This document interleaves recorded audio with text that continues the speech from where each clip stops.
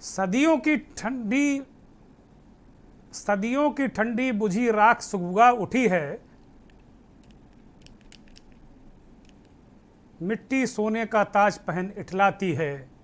दो राह समय के रथ का घर घर नाद सुनो, सिंहासन खाली करो कि जनता आती है।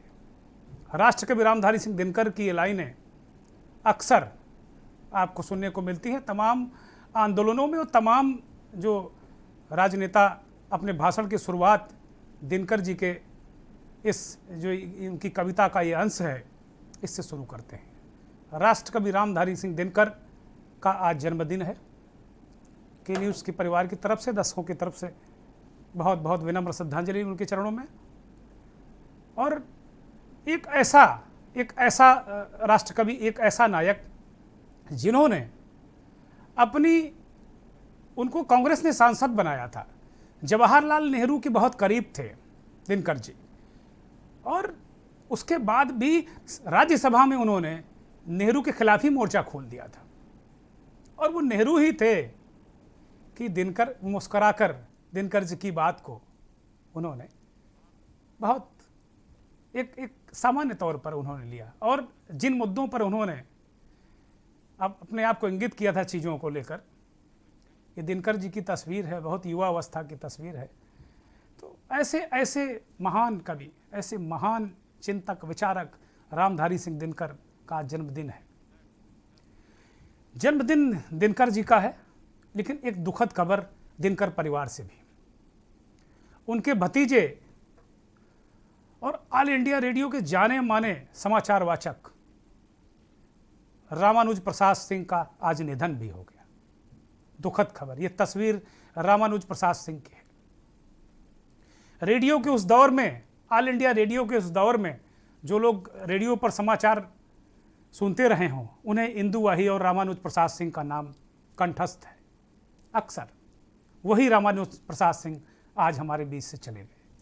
बहुत बहुत विनम्र श्रद्धांजलि। अब बात करते हैं उत्तर प्रदेश के मुख्यमंत्री योगी आदित्यनाथ की। मुख्यमंत्री ने सवाल किया कि क्या ऐसे गोरक्षा होगी। उन्होंने, मुख्यमंत्री योगी आदित्यनाथ आज संत महंत धर्माचार्यों, हिंदू हृदय सम्राटों और गोरक्षकों को आज उन्होंने खरी खरी सुनाई।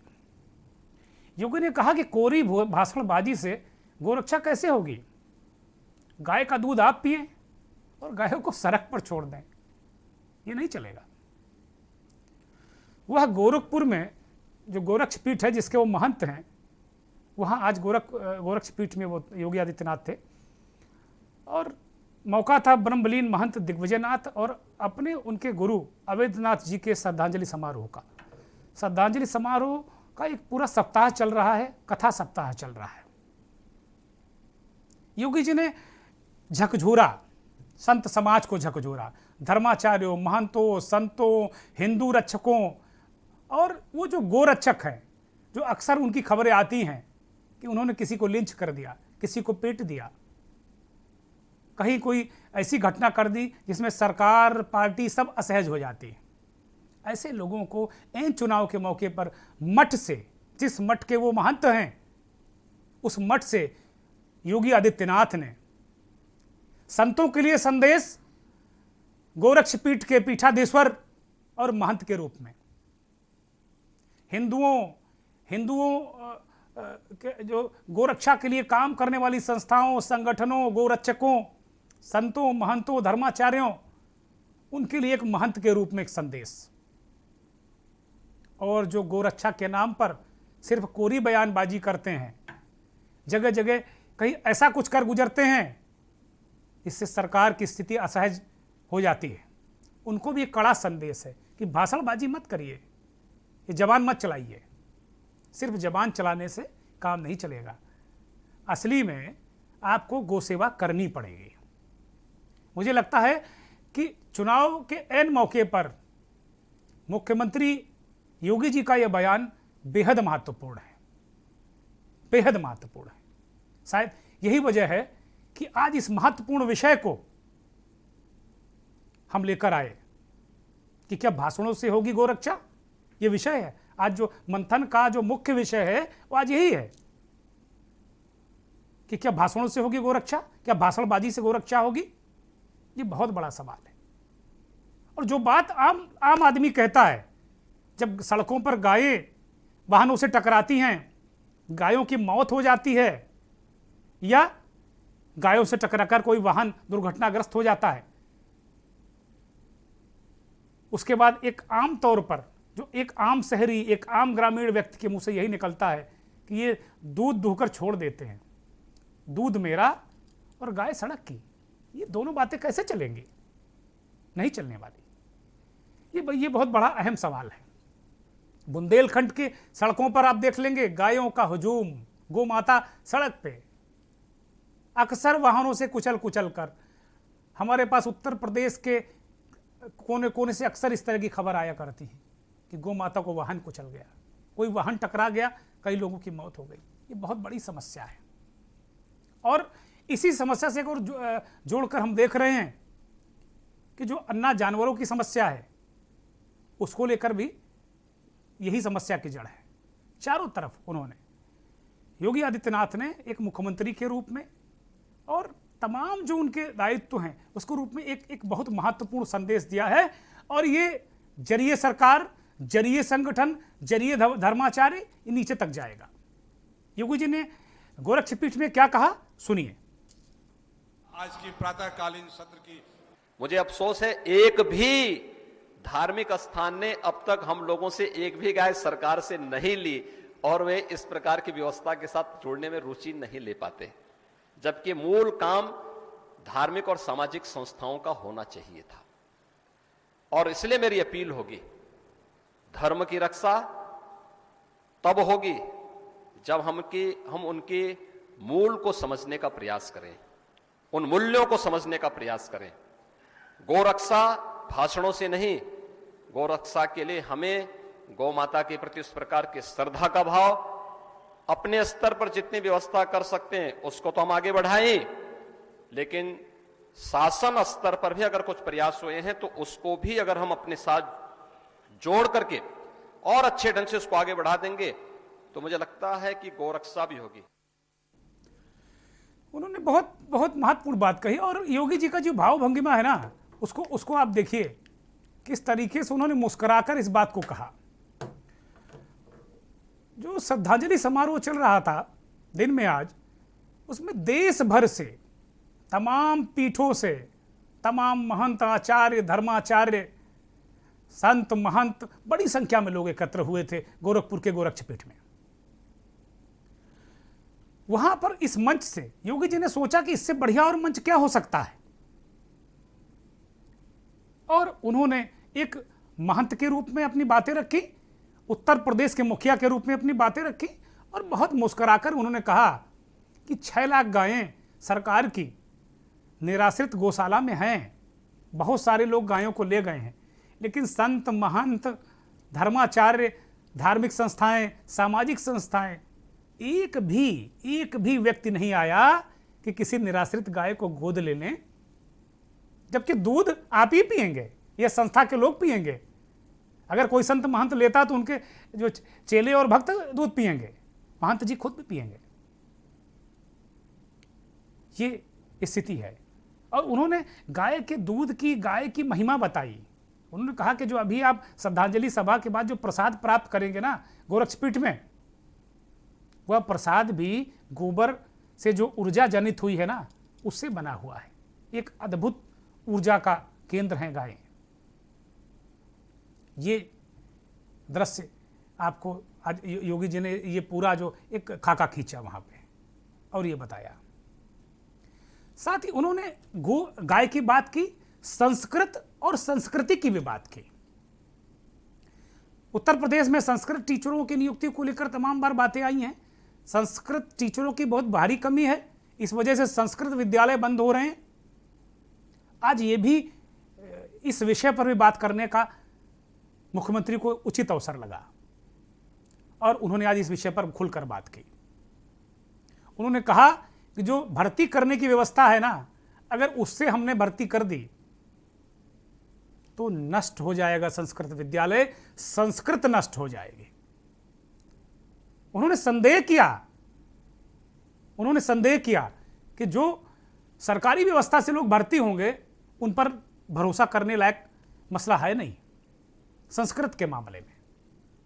उन्होंने कहा कि पता नहीं कैसे लोग आ जाएं जिन्हें संस्कृत का ज्ञान ही ना हो और संस्कृत टीचर बने बैठे, तो कैसी पीढ़ी वो तैयार करेंगे। और जब भ्रष्ट पीढ़ी तैयार होगी तो संस्कृत जब गलत पढ़ाई जाएगी, संस्कृत भ्रष्ट होगी तो संस्कृति भी भ्रष्ट होगी। संस्कृत से संस्कृति, गाय संस्कृति और संस्कृति, ये अद्भुत संयोजन करके जब मुख्यमंत्री ने इन चीजों को पेश किया तो संत महंत दांतों तले उंगली दबाकर बैठे रहे। कोई जवाब नहीं था उनके पास। किसी को उम्मीद भी नहीं थी कि आज श्रद्धांजलि समारोह में बड़े महंत जी दिग्विजयनाथ जी और महंत अवैधनाथ जी, योगी जी के पूज्य गुरु महाराज, उनके श्रद्धांजलि समारोह में आज दिग्विजयनाथ जी का पुण्य स्मरण करते वक्त आज उनकी पुण्यतिथि थी और अवैधनाथ जी का भी पुण्यतिथि सप्ताह चल रहा है। तो ये सारी बातें आज उन्होंने बहुत मजबूती के साथ में कही और एक झकझोरा उन्होंने कहा कि किस तरीके से ये चीज़ें हो रही हैं। अगर संस्कृत शिक्षक तैयार करने की जिम्मेदारी है मठ मंदिर क्यों नहीं लेते? ये संस्कृत के जो ज्ञाता हैं, जानकार हैं, ये क्यों नहीं लेते? अरे भाई आप लोग तैयार करिए शिक्षक। अगर आप शिक्षक को तैयार करेंगे तो एक अच्छा शिक्षक तैयार होगा, एक अच्छी पीढ़ी तैयार होगी। जब संस्कृत अच्छी होगी, जब संस्कृत शुद्ध होगी तो संस्कृति भी शुद्ध होगी और फिर भारत के ऊपर कोई खतरा नहीं। जरा वो भी सुनिए।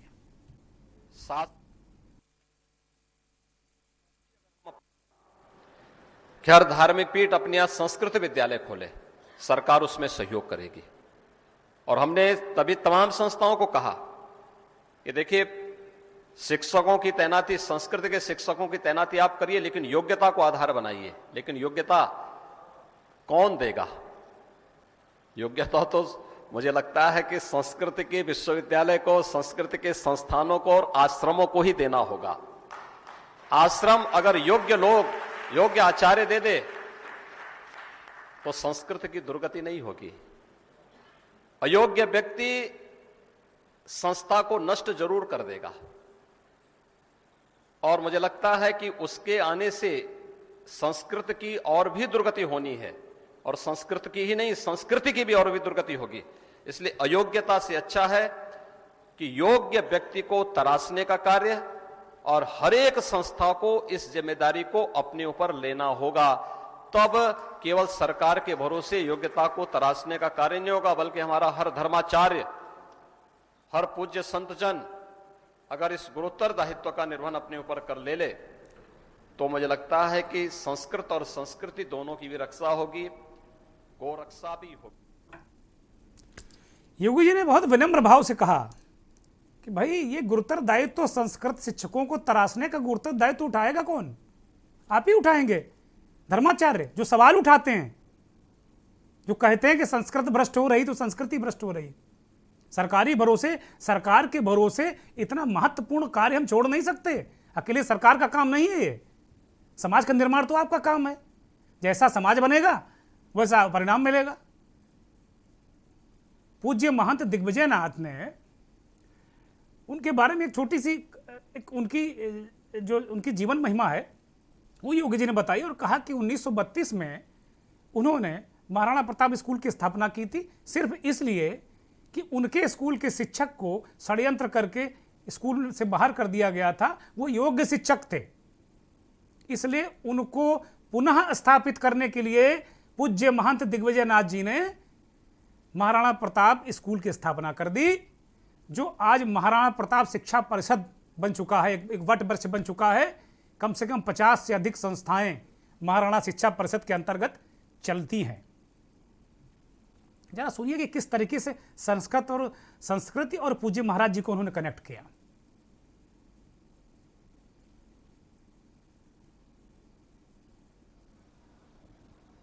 दूध हम पिएंगे और गौ माता को सड़कों पर छोड़ देंगे, इससे गौरक्षा नहीं होगी।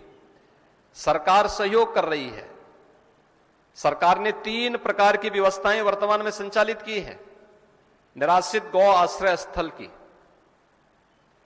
6 लाख गौवंश है उसमें,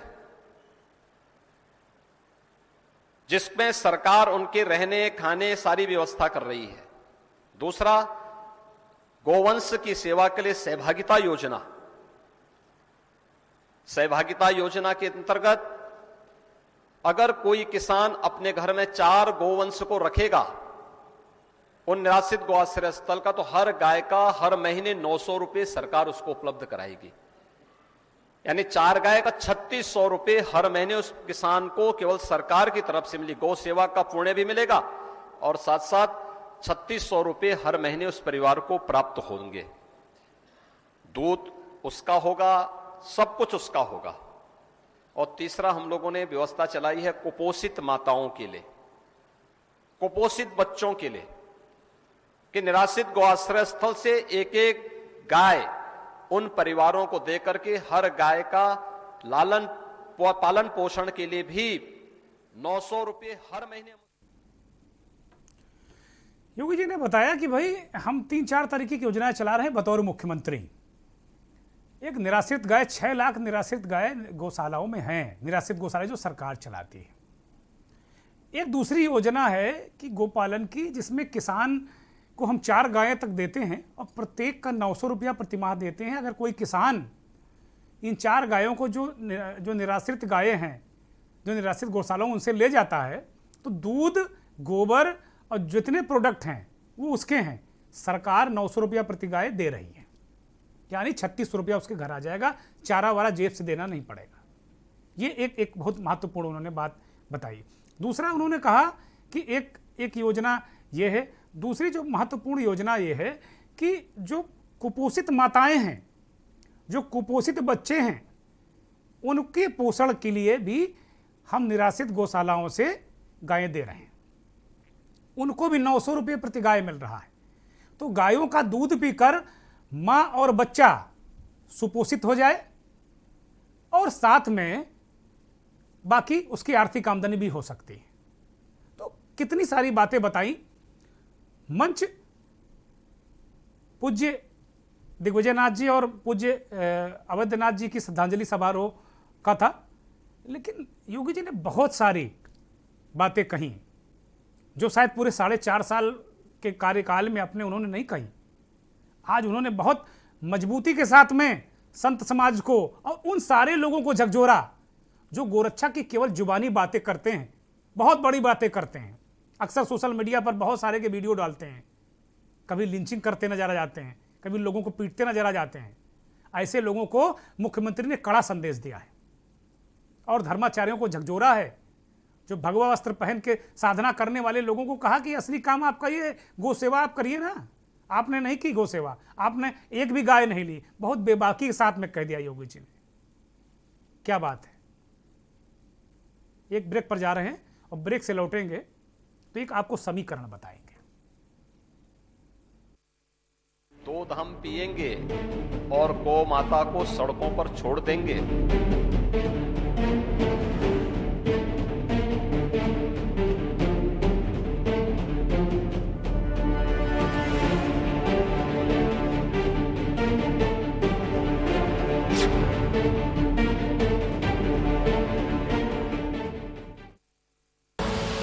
आप देख रहे हैं के न्यूज, खबरों का सारथी। डैडी को पसंद क्लासिकल गाना और बेटा यमला पगला दीवाना। दोनों के अलग है रंग, पर दोनों का एक अनोखा स्वाद। कमला पसंद, अनोखा स्वाद। नौकरशाही के रंग हो या कुर्सी की लाचारी, सब कुछ दिखेगा यहाँ। देखिए बस रात दरबारी, शनिवार और रविवार दोपहर 12 बजे सिर्फ के न्यूज पर मनीष पांडे के साथ।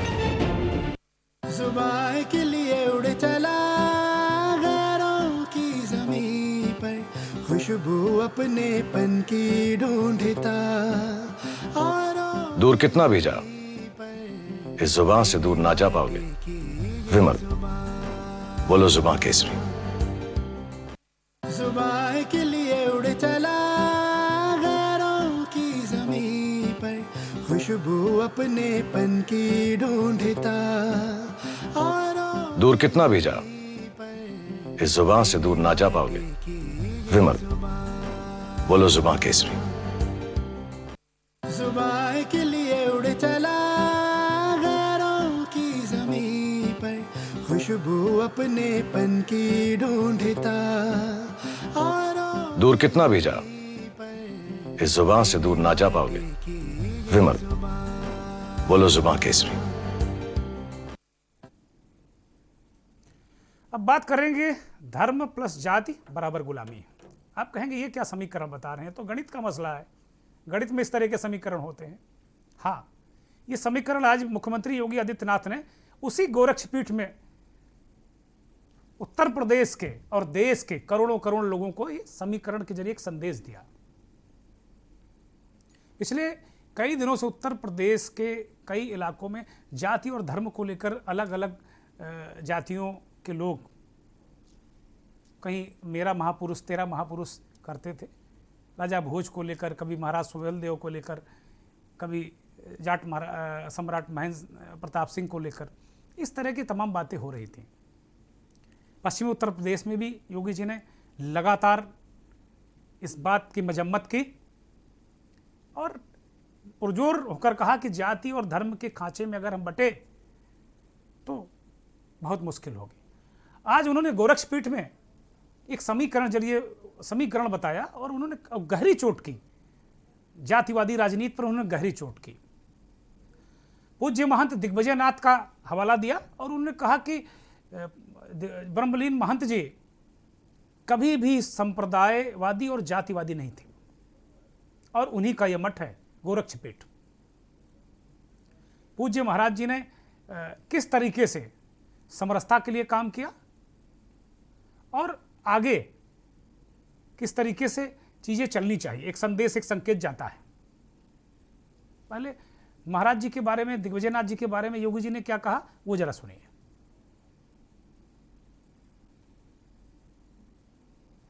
अपने स्कूली शिक्षक के प्रति, जिन्हें एक स्थानीय स्कूल में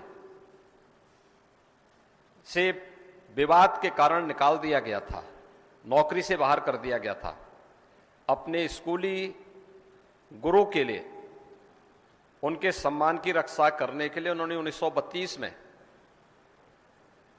महाराणा प्रताप स्कूल की स्थापना की थी। वही बाद में महाराणा प्रताप शिक्षा परिषद की आधारशिला बनी और आज लगभग 4 दर्जन शिक्षण प्रशिक्षण संस्थाएं, सेवा और स्वास्थ्य से जुड़ी हुई संस्थाएं इस शिक्षा परिषद के सानिध्य में गोरक्षपीठ के मार्गदर्शन में संचालित होकर के पूर्वी उत्तर प्रदेश के अनेक जनपदों में शिक्षा का, स्वास्थ्य का और राष्ट्रीयता के जागरण के अभिनव यज्ञ में लगे हैं। महंत दिग्विजय नाथ की ये लघु कथा उनके जीवन की, इसके माध्यम से उन्होंने बताया कि शिक्षा कितनी महत्वपूर्ण है और योग्य शिक्षक कितना महत्वपूर्ण है। और इसी से जोड़कर जो उन्होंने बात कही कि महंत दिग्विजय नाथ कभी भी संप्रदाय और जातिवादी नहीं थे और यही गोरक्षपीठ की खसूसियत है, विशेषता है। ये उन्होंने बहुत कड़ा रुख अख्तियार करते हुए, उनके जो तेवर थे वो तीखे थे। संस्कृत गाए और इसके बाद उन्होंने अब जातिवादी राजनीति पर बहुत जबरदस्त प्रहार किया, संप्रदायवादी राजनीति पर जबरदस्त प्रहार किया और संत समाज का, विद्वज्जनों का आह्वान किया। योगी जी ने गुलामी वाली जो बात कही, जो उसका समीकरण बताया, उसको जरा सुनिए। समग्र हिंदू समाज की रक्षा तब हो सकती है जब सब मिलकर के एक साथ आगे बढ़ेंगे। भारत की एकता और अखंडता तब सुरक्षित हो पाएगी जब पूरा भारत बिना जाति भेद के, बिना क्षेत्र के, बिना भाषावाद के एकजुट होकर के एक स्वर में एक साथ बोलेगा तो अब भारत की ताकत बनेगी। जब हम जाति के भेद से समाज को विभाजित करेंगे, अलग अलग स्वर उभरेंगे, ये विभाजित स्वर कहीं न कहीं धर्म विरोधी और भारत विरोधियों की चपेट में आएगा और ये विभाजन अंततः हम सब के लिए गुलामी का कारण बनेगा। और इन सब बातों को ये दोनों गोरखपीठ के आचार्य द्वय योगी जी ने बहुत ही आगाह किया हिंदू समाज को और कहा कि भाई जो हिंदू समाज है ना, वो जातियों के खांचे में अगर बट गया तो तमाम समस्याएं होंगी और आप गुलामी की कगार पर अपने आप को मानिए। वो पश्चिमी उत्तर प्रदेश की जो जनसभाएं थी वहाँ पर उन्होंने इस बात का जोर यहाँ तक कह दिया था कि अगर हम जातियों के खांचे में बटे और इस जाति के जंजाल में अगर हम उलझ गए तो एक बात तय है कि अभी आपने अफगानिस्तान का रास्ता देखा है। अफगानिस्तान का क्या हश्र हुआ वो दिखाई पड़ा, सबको पूरी दुनिया ने देखा है। अपने ही देश में, अपने ही लोगों के बीच में लोग किस तरीके से परेशान व्यथित तो नजर आए। हालत ये थी कि जो देश उनका है उससे जल्दी से जल्दी लोग निकलना चाहते थे और अमेरिका के जहाज में लटक लटक कर कई लोगों की जान चली गई। जहाज में लटक गए, उन्हें पता था कि उनकी जान जा सकती है, लेकिन उसके बाद भी कहीं कोई धैर्य धरने को तैयार नहीं था। ऐसा दृश्य योगी जी ने कल खींचा और तालिबान तक से तुलना कर दी कि आज अगर आप लोग नहीं संभले, ये जातियों का खांचा अगर बांटते रहे, अगर जाति के दलदल में अगर उलझते रहे ना, तो ये पूरा हिंदू समाज गुलाम हो जाएगा और तालिबान जैसे आक्रांता राज करेंगे। पहले भी जब भारत रियासतों में बटा हुआ था तो तमाम राजा अलग अलग राग अलापते थे, कोई कहीं कहीं कहीं। यही वजह थी कि चाहे मुगल हो, चाहे खिलजी वंश हो, चाहे गाजी हो, सारे लोगों ने कब्जा कर लिया। आज उन्होंने कहा कि हमें पूरे हिंदू समाज को यूनाइट करना है, एक स्वर में बात करनी है। अगर हम एक स्वर में रहेंगे, एक मुट्ठी बनकर रहेंगे तो मजाल नहीं है कि कोई हमारे खिलाफ आंख उठा सके। अब बात करते हैं पंजाब के नवनियुक्त मुख्यमंत्री। चलते चलते, ये हमारा सेगमेंट है चलते चलते, मंथन का जो खास सेगमेंट होता है चलते चलते में हम बात कर रहे हैं पंजाब के मुख्यमंत्री चरणजीत सिंह चन्नी की। चन्नी आज पीटीओ यानी पंजाब टेक्निकल यूनिवर्सिटी के सभागार में एक रोजगार मेले में बेरोजगारों को, जो पंजाब के बेरोजगार थे, उनको रोजगार के सर्टिफिकेट और नियुक्ति पत्र दे रहे थे। इस मौके पर उन्होंने बाबा साहब भीमराव अंबेडकर म्यूजियम की आधारशिला भी रखी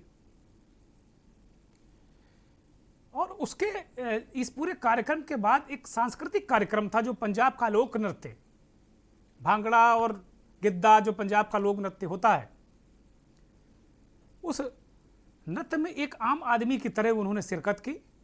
बहुत दिनों बाद, मतलब एक अरसे के बाद, राजीव गांधी, इंदिरा गांधी के बाद कांग्रेस का कोई लीडर इस तरह लोगों के बीच घुलते मिलते दिखा।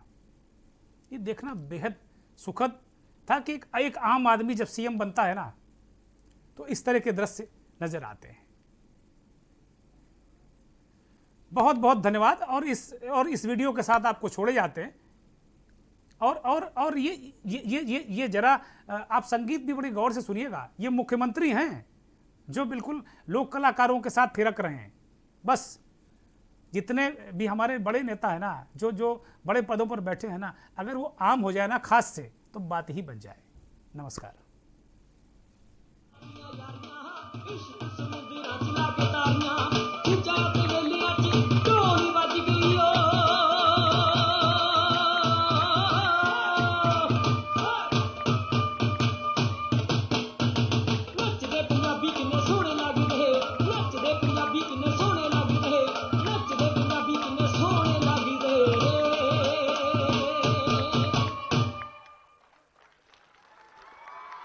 ਅੱਜ ਦੇ ਸਮਾਗਮ ਨੂੰ ਚਾਰ ਚੰਨ ਲਾਉਣ ਵਾਸਤੇ ਸਾਡੇ ਮਾਨਯੋਗ ਮੁੱਖ ਮੰਤਰੀ ਸਾਹਿਬ ਨੇ ਵੀ ਕੋਈ ਕਸਰ ਬਾਕੀ ਨਹੀਂ ਛੱਡੀ। ਸੋ ਇਹ ਸਮਾਗਮ ਉਹਨਾਂ ਟਾਈਮ ਸਫਲ ਨਹੀਂ ਹੋਏਗਾ ਜੇ ਅਗਰ ਮੈਂ ਇੱਕ ਗੱਲ ਮੈਂਸ਼ਨ ਨਹੀਂ ਕਰਾਂਗਾ। ਮਾਨਯੋਗ ਸਾਡੇ ਸੀਨੀਅਰ